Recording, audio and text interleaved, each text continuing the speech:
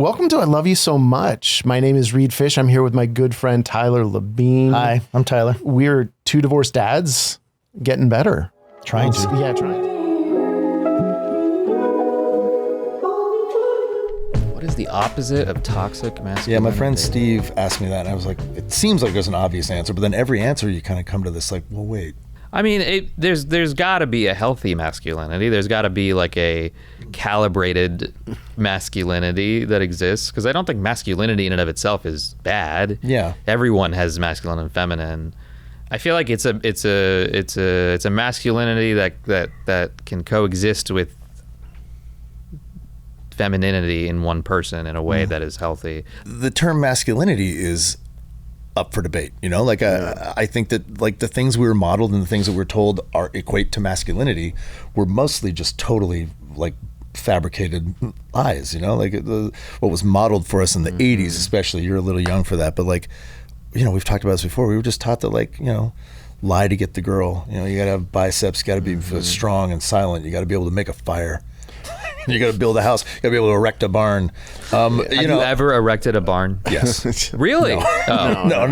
I wouldn't mind doing that though. I helped honestly. build a fence once. Oh, Yeah. that's something. It kept people out. It's great. That's very masculine. Yeah, but through like a queer lens. I mean, how do you view masculinity? I mean, that's a very open-ended question, but like, I feel like being queer has allowed me to actually like not think about it as much, because I think I have let go of the shame that a lot of men have of like being feminine and like embracing your femininity. Like, I don't think about it then. I just kind of be, and whether it's masculine or feminine at any given moment, like it doesn't matter. I feel like when you're so kind of tied into that rigidity, you're actually thinking about it a lot more, and you're like, because you're like, oh, well, I got to make sure I'm not being feminine, or I got to make sure I'm being... It's a negotiation that's exhausting. Yeah, it's exhausting, and then I think that's how it gets toxic, because you're like, you're fighting with yourself in a way. And, you know, I'm very aware that like my presentation of masculinity and femininity was definitely impacted by the fact that I grew up in Arizona and like didn't realize I was queer until I was 17. And I feel like it's something that is obviously, there's something going on. There's a masculinity situation, situation happening, and like I don't know what to do about it. But I think butt stuff twice is one place to start. That is. And I'm wondering, Fiona, now that other than like the people like looking at you and like people contacting you, and like as an actor doing the work you're doing on The Pit, I remember like you a couple days, you're like, I don't know what I'm doing. Like, does that ever go away for us? Like that feeling of like, I don't know, I'm an imposter. I don't know what I'm doing. The imposter syndrome. I don't think so. I mean, my father is Brad Dourif, and he, just in case also on The Pit. Anybody doesn't know his name. But my dad was, his first movie he ever did was One Flew Over the Cuckoo's Nest, and he was nominated for an Oscar for Billy Bibbit, and then had done like had just this long kind of varied career, character actor. And he did a cameo on The Pit and watched it and was just like, I can't believe how bad of an actor I am. Oh, next to your dad, you mean? No, he said that about his own performance. Oh, his own performance. Oh, yeah. Oh. Yeah, and I think that in a way you can just have this personality type, which I certainly inherited, which I think I think a lot of things are kind of genetics, to be honest. A lot of things that feel like it's like the core of us and decisions we're making, I think is actually just like conditioning. But I see that in me. Yeah. And my gentleman, we were talking about imposter syndrome the other day, and he's very insightful, and this is what he thinks. I'm going to talk about the essence of an actor, which makes me feel ridiculous. No, it's great, because we've had a couple of these conversations where we're like, I don't know what the fuck that is. Yeah. What is it? I don't know. It's also why I think people find actors insufferable, because you end up having these conversations about like, what is my, like business conversations about people's essence. You're just like, ugh. I'm in. Oh my God. Another actor over We're here. like, tell me more. Well, I'm sorry, but this is how I make money. But I think that I am an actor who, and I think there's the various types, but I'm somebody who's been cast in this kind of niche, which is, this word intense follows me around, but I've played like feral creatures and people who have like scary mischief, basically. And it's something that I don't think that it's something that I just like have walk into a room, I think. And so because I somehow figured out this career where I'm monetizing it, it makes me feel like an imposter in a way. Because I'm like, I don't know what I'm doing in order to fulfill this thing that you're hiring me for. Right. You have a perception of me that I'm just kind of trying to like. I don't know. Yeah, I don't know what that is. I don't know what that is. I can like, I think you can instinctually read a scene and do it. But I think the thing that they're hiring me for is something that it's an essence that you're talking about. Yeah, well, they're almost hiring you for your real self rather than the acting that you do. It's almost like it's like you bring. I don't know. And it's hard for me to. There's an element of that for everybody, except maybe. I mean, maybe a little bit more for it's hard to separate. Well, I had this moment, I think, when my movie, I wrote a movie 15 years ago, and like Jay Baruchel was the lead, and I remember, we would joke around and stuff, and I'd make him laugh, and then he would act in the movie, and it'd be a part where he'd have to laugh, and he would laugh, and I'd be like, well, that's just how he laughs. Right. He's not acting. Yeah. And I'm like, he's getting paid for this? Yeah. Well, so when you said that, I just remembered that because it made me think like, well, you are just bringing, ultimately you are bringing who you are yourself, what you look like and your energy to it. And how much can you mask in your acting? And like, if you watch yourself in The Pit, do you see you acting a character? Do you see you or do you see the character? So The Pit is a really extreme version of what I'm talking about. Okay. So I have never, ever been cast into something that's so close to me. Okay. In a way that I remember reading the breakdown for the character I auditioned from Lisbon and just being like, if they go for somebody who looks like me, I'm just like absolutely a version of this. And I think that's actually why I got it I was just somebody who was the right age, the right look, who like had the life experiences that the character has. And so I'm just playing me in a very vulnerable, scary way. Because I'm like, if you don't like her, like, this is it. That's what's so interesting for me about that. I didn't get anywhere until I started cutting myself some slack and going like, there's stuff about me that I cannot change and that I'm just going to accept. Yeah. And that's really tough. And then there's stuff I can change and I can be more responsible about, and I'm going to work hard to do that too. But like for so long, I just didn't like myself. Yeah. And I think that that's like it was unhealthy for me.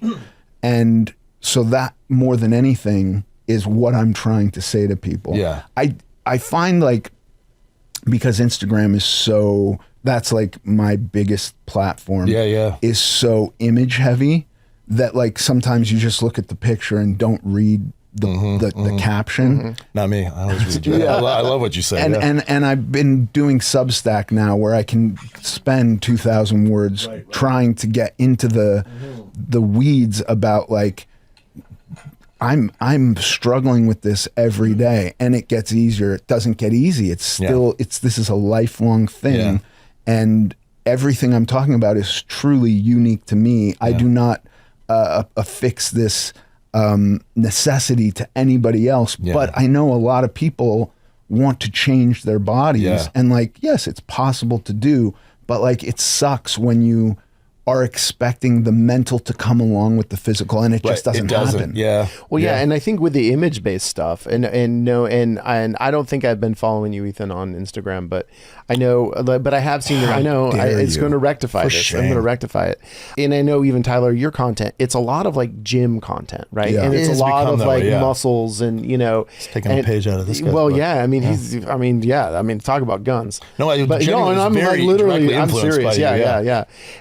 I'm on a weight loss journey right now, and like, but I have like working out and like lifting weights holds almost no appeal to me. Like I don't mind being physically active, I'll go on a hike or swim or, whatever. And maybe it's a holdover from like, I think of it as like toxic bro stuff, and not that, being physically fit is inherently toxic, but I've never felt comfortable in the gym. And so then when I see kind of you guys as fitness or weight loss, kind of influencers. Gurus. Yeah. I get, it's like, it's intimidating. I'm like, God, I don't think that's my path. Yeah. And like, but do I have to? And I was just listening to one of your episodes today, Ethan, on your American Glutton podcast, and they were talking about the GLP-1 stuff. And I'm on a GLP-1 right now. I am too, but it's a different, And you guys were talking, you and the doctor were talking about resistance training, of how crucial that is. And in fact, if you're on any weight loss journey, right, that there's no diet that's not going to lose you lean muscle tissue. Yeah. And I'm like, shit, I don't want to do that. Well, listen, dude, I utterly understand where you're coming from. I lost 200 pounds and still didn't feel comfortable going to the gym. And the only reason I started going, this was in 2004, the only reason I started going to the gym was my wife bought me a package with a trainer without telling me, and then presented it to me like, I spent $2,000. You have to go. Accountability. You have to go use it. And I was like, I was horrified. Like, I did not belong in the gym at all. But I didn't want to set fire to that money. There was no getting the money back. And so I went to the gym, and I found that the gym is the most accepting place. There are for sure gyms where there are assholes, but there are assholes everywhere. You go to the DMV, there's going to be assholes. The you go to Westridge. Blue Bottle Coffee, there are going to be assholes. You know, assholes are everywhere. But everybody in the gym is doing the same thing that you're going to the gym for. They're trying to enhance their life through exercise and movement. Yeah, but I guess I feel judged because I'm at a certain part of the journey, and so many of the people there, and I don't know their stories. It's like, oh, they've always been physically fit. They've had this as a lifelong thing, and they're gonna look. You know, I just, and I don't think they look down on you, but you know, like I just feel uncomfortable. It just, I feel vulnerable. Two things I want to point out. Yeah, that's fair. Is that as two gentlemen who have started in a place, feeling that judgment at the gym, and then being on the other end of it now, going to the gym and seeing other people looking at us and being like, I mean, especially you, but like fit. Yeah. I know that I'm not judging those people at all. I'm like, fucking hey, man, good for you. So I've been able to retroactively look back at my journey beginning of the gym and be like, I don't think anybody was even paying attention to me, you know? Like, or if they were, they're like, right on, dude, you got to start somewhere, you know? You tell me you don't go to the gym, I look at you, I am utterly envious of what you could accomplish in the gym. Right. Because you are going to have such an easier time building muscle and losing fat at the same time if you haven't been doing it, if you haven't done it. There's like a magical window where you could have both happen simultaneously. Oh my God, it's the For pink me cloud, today, man. if I want to lose weight, there's no way I'm building muscle. But I also don't feel, I don't want to build muscle. I just want to maintain muscle mass. But like, you could probably have this shift where you were gaining muscle and losing weight at the same time, which is basically impossible if you've been going to the gym for any amount of time. Right. So like, Yeah, it's one or the other, you know? you come into the gym and I'm just like, dude, that guy could fucking smash it right now. And I feel a little bit of envy, truly. Well, and talk about that mountain place in front of us, right? The place where I'm like, oh my God, that's my call to action. That's my thing. Like, I love having a boulder to push up a hill, you know what I mean? And so I look at people starting the gym, I'm like, dude, that's rad. You're going to like, and you see results and you start like all the exciting things. When you see people and there is something kind of like cancers all really like to cry at home, you know, like there are things that. Are you a Cancer? No, my husband is. Oh, yeah. Yeah. And other beloved friends. But like there is something, but it's like that thing where it's like another way of organizing. It's lenses, right? Yeah. So it's like if you say to yourself, green car, in the morning you wake up and you're like, green cars, right? Then suddenly you see a lot of green cars. Right. Right? Exactly. So, I'm anal, not because I'm a Virgo. Yeah, right. Yeah. I know this wonderful astrologer and I have been to her several times, right? Yeah. The way that she like reads the charts, it's like a therapy session, right? It draws things up in a new way that then you're aware of them and you look for them and maybe it just helps shift something in the way that you. But if she said you're definitely doing this job in 2 years, I wouldn't believe that was true. No, I think I think that's a healthy way to look at it. That's how I do it. There's also like, you're right about categorization. Like, not that I want to stick people in categories, but my ex-wife had, I don't know what it is. There's that book. It's like the tome of like, it's like every sign, like your moon sign, your astrological sign, and then you like whittle it down to like this paragraph about what sort of your traits are. Yeah. That was like scary how accurate it was for me. I was like, oh my God, like it was me to a T. And I'd never seen that kind of evidence of like what people had gleaned from astrology being that accurate. And that blew my mind a little bit. It's like what you said about me earlier, which was like, when you first meet me, it's this warmth and whatever, right? So I'm a Virgo, which is an earth sign. Yeah. My moon and my rising are Aries and Leo. Those are fire signs, right? And so that fire is definitely a part of who I am. That's the ass kicker. And you could say it's my Texas father. You could say it's my Aries, emotion, whatever. But I think it's a different way of organizing. And I don't know. I try not to go to rap parties. Oh, dude, I know. Because rap parties is where you're dealing with a couple hundred people, and there's always going to be a few that are like, "Come on, just have a shot." Yeah, and it's like you've been 19 years sober, or they don't even give a shit about that. Or inevitably, you see these people that you've fallen in love with over the last couple of months and get stupid. And you don't want to remember them that way. You don't want to remember them falling down or that happens more hooking often up than the or other thing. Or the some crushes come out. Yeah. You know, when people get really drunk and they start saying things, you're like, don't go to that place right now. Like that's weird. Yeah. I should go to some rap parties. Rap parties can get wild. I'm going to I'm going to my best friend's bachelor party tomorrow.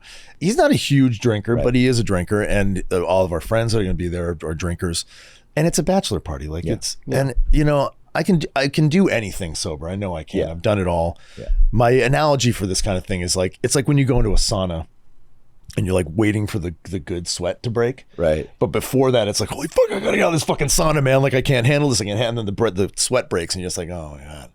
All right, I'm fine. Yeah. That's what this is going to feel like for me. That bachelor party is going to feel very much like, not that I want to drink, but I'm going to be like uncomfortable until the itchiness kind of gets to a place where I almost can't handle it, and then it'll just kind of smooth out.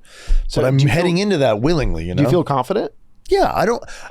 that's a hard one to explain, isn't it? Well, like, I've gotten to a point, I'm sure you might be there too, but I don't feel nervous or anxious in places that drinking is supposed to be happening. Yeah. Like if you go to a bar with some friends or you're at a party and there's drinking, I just don't drink. It's kind of like, me too. You know, it's not even a thing at this point. But if, like, for instance, when people show up on set smelling like alcohol or they're smoking weed and that's when I start like, oh my God, that's you know. It makes me feel weird. Yeah. And the thing that happens is like, everything's cool. I like it when people drink around me. Yeah. It's when all of a sudden you're just you're in a different fucking plane than everyone around you. I'm on a totally different page than my best friend who I'm there celebrating. Yeah. Even if he's 3 drinks in and I'm just like on my 3rd ginger ale. Yeah. You just there's the look in the eyes, you know, you start losing the connection with somebody, and then they feel it's you, they drift away and they start partying with everyone else. And then you're just the guy at the sober guy at the bachelor party. And you want to leave at like 10. You know, but everyone's like, no, we're going to the strippers or whatever, which Vancouver is famous for. Right. I mean, you know, maybe it'd be fun to go look at some boobs sober. I had like an industry kind of party for it was like Chucky was on, and I was having all my Chucky cast. By the way, do you know FIONA DOURIF? I love FIONA. Yeah, she was our first guest. Amazing. I love FIONA. She's one of my best friends. Yeah. Yeah. So we had this Chucky industry thing, and I invited a few of my friends, and one friend came just coked out of his tree. Yeah, coke is a weird one. That's talk about everybody's sober here to watch the first episode of fucking Chucky. Yeah, like, and why you're did just you do talking that? about saving whales and like, let's start a, you know, it's just let's start a podcast. Just to fucking me too. And I know he's like disappears bathroom with this girl, comes out again, and just it's like I hope he fucking watches this. Yeah. It's a superpower for me now, knowing I can like, well, you know, I know when someone's lying. I mean, I always felt like I did a little bit because I'm a fucking excellent liar. Yeah. Spent so much time orchestrating, you know, ways to drink and lie. I can always tell when someone's on something. I can tell if someone has like a bad drinking pattern. Like you just pick up on these things about people. Even if they're like, it's not even like you smell or what. I can just pick up on like, you know what I mean? It's been such a tingly spidey sense for me where I'm like, I can just tell that you. Thinking about is like, well, what trauma do I go back to? Well, obviously I already talked about it. All my parents splitting up. You know? That's a big it's all relative, right? Like I think we do that a lot. We compare. It's like the trauma Olympics, right? Like, well, I wouldn't even place, you know, in the world of trauma. Like I'm in 25th place or whatever. But it's all relative. Yeah, no, I commit to procrastinating to call Gina. about booking a session. I've given him your number like 10 times. No, I'm just kidding. Well, I'm curious with your therapy. Yeah, sure. So you're just doing traditional talk therapy. Yeah. And it's like Zoom talk therapy. Yeah. That's what my insurance pays for. And yeah, of course. Like so many people, it's really expensive. You know, and what I would say, and I'm a little bit controversial when I say this, talk therapy misses some things. I'm going to just say it. Sorry, Gabe. Yeah. That's my therapist. Okay, sorry, Gabe. I'm sure you're fantastic. We have to get into the body. You know, I think talk therapy is the most beautiful container, and there can be a lot of movement and a lot of change, and there's going to be a lot of people listening, therapists who are like, fuck Gina. A lot of change can happen, but with trauma and things that are stuck. So it sounds like to me that memory, your parents splitting up, is living somewhere in your soma, your body. So it doesn't have to be you going on some big plant medicine deep dive, but maybe getting in a little bit with the EMDR, with somatic therapy, because we can talk. I'm not going to go into my journey yet, but as a therapist, I went to a lot of therapy in my training. And later in life, I was like, what the fuck? Yeah. Same pattern still happening, same thing still playing out. What is going on? Sorry, as I just launch into this. No. But this is really, and then when I became a mother, and in the first year of postpartum and everything, I don't talk about this when you become a mom, that what lives in your tissues just rises when you become a mother. And all of a sudden I was like, why do I have so much fucking rage towards my dad, my mom? Like I'm feeling these feelings and feeling things in me that I was like, this is not me. This is somebody else. This has kind of been an imprint. So that's when I decided to go on the plant medicine journey, because the talk was kind of missing it. I just wasn't getting quite in deep enough. Because like stuff is manifesting in our bodies. Because I'm also like very like, stiff. Like as a like, I can't like touch my toes or, anything. I'm not a flexible You're not flexible physically. I can't see it. Yeah. Okay. I was like, Reed's getting into some stuff. Like you can't touch your toes. Yeah. It used to be like what a burn socks would be as a gift. And now it's especially like for like Father's Day. Yeah. And I thought there's no way my dad actually likes getting ties and socks every Father's Day, but he was always like, I do. Yeah. Now I love it. Yeah. I love getting socks and ties. Not ties. Not ties. Jinx. Yeah. That was a double jinx. Yeah. So I can't talk for the rest of the until you say my name 3 times. No, but is same for isn't. But you called out the jinx. Oh, I called it out, Tyler. Tyler. We'll wait for a while. Reed. Yeah. Will. So, wait, I want to ask you. Do you wear ties then? Oh. I broke it. I don't care. I'll be jinxed. I don't care. Power of suggestion is so fucking powerful. Yeah. That it can change the way you see something. And it's like you see a photo, even though that person could be literally sitting right in front of you. You're like, oh no, you're so sick. Wait, you look, wait. And it's like, and a little switch gets tripped in your head, right? Yeah. And you can't unflip it. The journey in these past few months has been like looking at myself. I started to look at myself differently. Like I started to actually see that photo when I would look in the mirror. Like it sounds crazy, but I'd be like, am I missing something? Am I not Am I the one who's wrong? Is this me? Yeah. Is it me that's wrong? And I've been having to look at like, where do I take blame for things that weren't my fault, right? So where does that come from? And I've been just kind of like digging in and writing a lot. And also it's just funny because once that came up and what it showed me is that I really don't like the business. Don't like the entertainment business. Yeah. I love acting, but I don't know if I shared with you, but like I like the moments between action and cut. That's it. I was going to quote you. Yeah, between that's action and cut. Everything else. I'll do it. Give me a job. I will thrive in those moments, but everything else. Well, except for podcasts. I mean, obviously. That's where I was going. This is adjacent. It's industry adjacent. Industry adjacent. It's different though. Like it's the people. Yeah. Like I've been asked to be on other podcasts. I don't say yes, but it's this is Tyler. I see. I know. Got it. Yeah. That's how we knew Tyler would like, because I'm not like a public person. Tyler is. And so we all in the production team, we all figured out that Tyler seems really nice, but we figured out he's actually nice because everyone he asks says yes. Yeah. And so it's like, and it's a surprise to me too. I was like, oh, you actually do like me. That's beautiful. Yeah. I mean, it's a testament to Tyler. Yeah. And really that's the only people I want to be surrounded by in this business. Like, I don't know. I've always been kind of on the outskirts because I care about the craft of acting. Like I love to act, but I don't even consider myself an actor. I consider myself an artist, and one of my art forms is acting. Yeah. But as far as like the business goes, I just think I never played the game right. Like I just never, even a red carpet, like I can't seem to do it right. there's a saying in AA where they say just do Friday shit on Friday, or just wash the dishes. You ever heard that? No. Yeah. Meaning, like, if I'm washing the fucking dishes, just be there and wash. That's like Buddhism too. Yeah. Like, be here now. Like, do the thing you're doing. Yeah, do the thing you're doing. Just do it. So when I make the bed, I wouldn't say it's like meditative, but like I'm just making the bed. Yeah. And it's like such a calm, clear moment for me. I have an objective. Do you remember that book, A New Earth, Eckhart Tolle? I listened to it. I didn't read it. And he talks a lot about that, which is Buddhism, which is also like Thich Nhat Hanh, like, has a book about that too. But for a while, after I listened to A New Earth, I would consciously just say out loud, I'm walking my dog, I'm walking my dog, I'm walking my dog, I'm walking my dog. I'm doing the dishes, I'm doing the dishes, I'm doing the dishes. Just to like say and hear myself repeat like what I am doing in an attempt to like be there. To be there. Yeah. To be Which there is now. Like, funny, right? Like, it's ridiculous, but also like it helped me. And so this is a reminder to try to go back to that. Like, maybe I don't have to say it out loud, but like to remind myself, like, in the world of multitasking, like, you actually don't get more done. No. Oh no. Didn't they say that multitasking is actually that's not totally even real. false. Yeah. That's not a real thing. But like I think everybody in the world, and maybe they don't, has a hard time being present, right? Especially now. Especially I can't imagine anybody who's just like, oh, I'm present all the time. Like, there's so much noise and there's so much fucking doom and there's so much to do, you know, seemingly.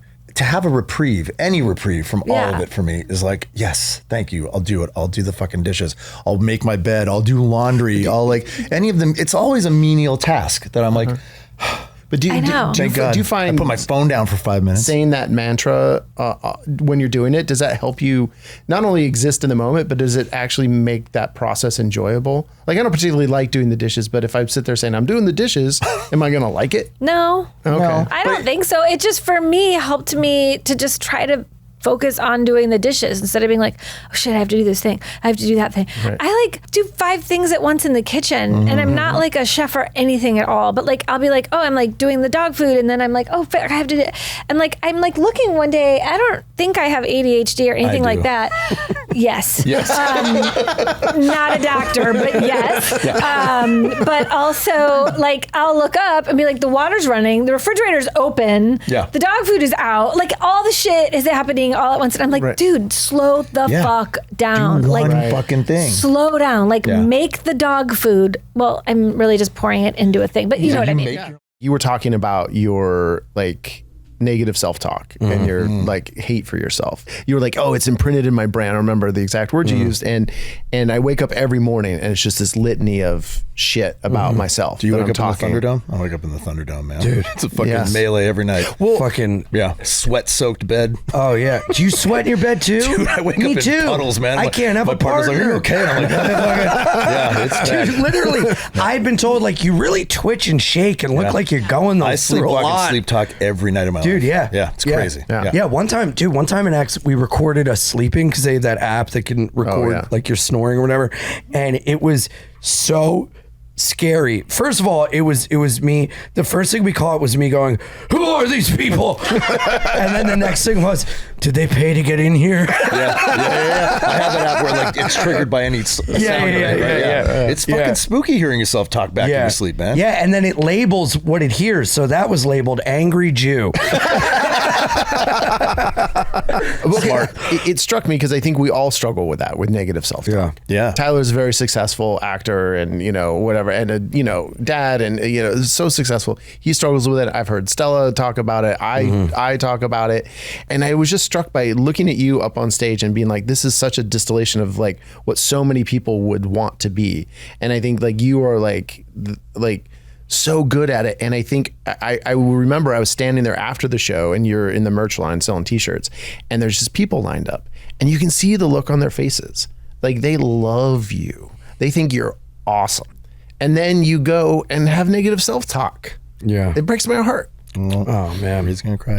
Oh, you're very sweet. No, it's okay to mask. No, we love you. I don't know why it makes me cry so that because we feel sorry for you. I think it resonates with me too because I get people all the time being, oh, Reed, you're awesome, you're this, you're that, and then I'm like, not really. Yeah. If you dig down deep, which I don't do, you won't, No, I understand why that makes you cry, man. It's heartbreaking to think about how many of us hate ourselves. Yeah, because and we can't see ourselves the way other people see us ever. And that's heartbreaking. Like, I'll never be able to look at me the way you look at me or the way you're looking at me. And I only know what I know. But I live in fear of seeing myself how other people see me, because then I feel like that'll get rid of my, like, I never want to be, not okay, but I never want to be like, think that the work is done, or like, I never want to rest on my laurels. I totally understand that too. Like, but the thing about hating myself and like this negative thing, like, that's something I've spent decades dealing with, and maybe it would be best to